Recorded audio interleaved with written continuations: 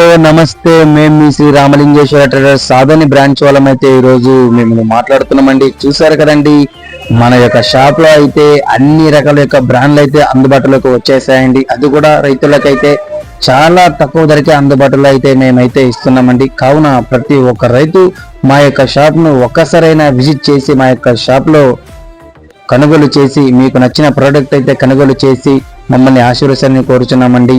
ఇట్లు శ్రీ రామలింగేశ్వర ట్రేడర్స్ సాధని బ్రాంచ్ వాళ్ళమండి. ఓకే, నమస్తే అండి, థ్యాంక్ యూ.